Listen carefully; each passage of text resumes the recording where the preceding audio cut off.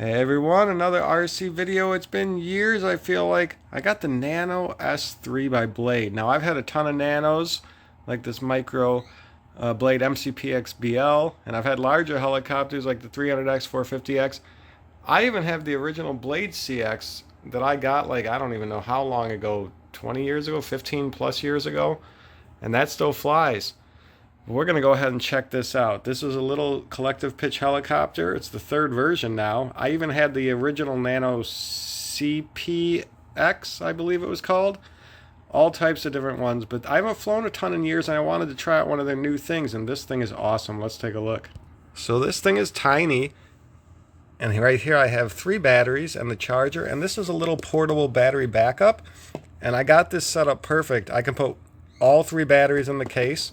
You have a battery cutout here, and then I leave one in the helicopter and I can put one up here. You can also put them under because you can take out this plastic. You can put as many batteries under there as you want, and then the charger fits in here, and this black charger actually fits in this case as well, right on top when you take out the charger. So this whole thing fits in there. It's really awesome and small. It's barely bigger than my hand. So I got this set up to my old DX8. The newer transmitters might have a little bit easier setup with downloadable stuff, and even the old DX8 can, but I don't know if they still have support for it. So I put in all my settings, got it working. It has 3 modes, kind of a safe stability, a medium stability, and a full-out 3D. I haven't flown CP helis in a long time, so we're just going to try out all the modes, but be kind of calm inside here. So here we have my first generation DX8. And on my F mode switch here, you can see the color green, blue, and red. Now when you turn on red, it'll go into idle up mode, which is 100% throttle. In your first 2 modes, you have a pitch curve and a throttle curve. Actually, the pitch curve is the same throughout, but the throttle curve is different for the idle up mode and the secondary mode. I'm adjusting the secondary mode how I want it to fly, but if you look up the instructions, they'll have some recommendations. So we'll go ahead and take this up in the first 2 modes, and the third mode, the idle up, I don't think we'll do inside today. So we're in the first normal mode, and in this mode it's very simple to fly. It's going to keep its position and recover from tips by itself. It'll still kind of glide a little bit, and you have reduced, authority in all the controls, but it still has plenty to zoom around pretty quick. You got to be careful because you don't have instant corrections, so you don't want to go too fast towards a wall and then not be able to correct to stop it.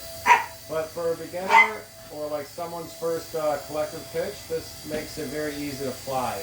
I don't love the feel on the sticks because the feel isn't quite how it's going to be in the later modes, but it makes it nice and easy and calm to fly around in any type of small room you want. Dog's going a little crazy, but he's fine. But yeah, you can just take this up. This room is not that big. It's kind of long, but it's only 5 or so feet wide from where I could fly it to the couch. So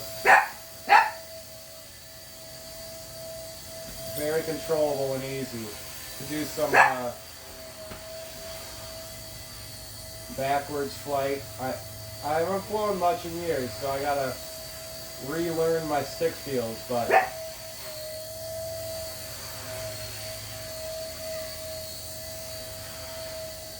oh, see, I went the wrong way. I gotta relearn my stick feels before I flip this thing upside down. Alright, let's land it. Very easy to land, just slowly bring it down. It doesn't have much ground force. I gotta cut that little tag off on the charging port. So go to the blue mode, and this mode, the throttle has a little bit more of an idle up feel, and you can adjust your throttle curve, so you'll see I can bounce it a little more, but it still has the stability.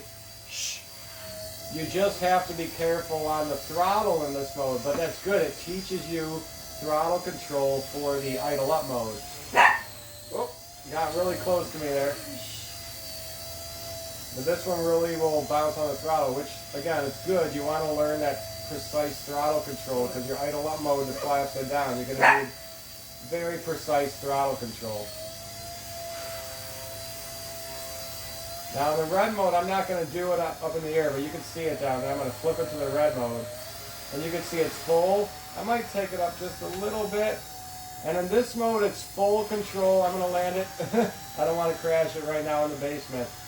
In that red mode, it's full control, no stability. And you got to, have your sticks. You got to be controlling your sticks perfectly, or you're going to crash. But one thing that's awesome about this, I haven't crashed it yet, but I've seen a ton of videos of people bashing it into walls and into the ground, and then they just pick it up and it just keeps flying. So unlike some of the larger helis I've had that if you crash it once, it's done. You got to repair it. Maybe it costs 20 bucks, maybe it costs 100 bucks for all the parts you need. This one, I've seen people crash it really hard and it just keeps going. So get your throttle cut on if you think you're going to crash, and there's a good chance it'll just keep flying.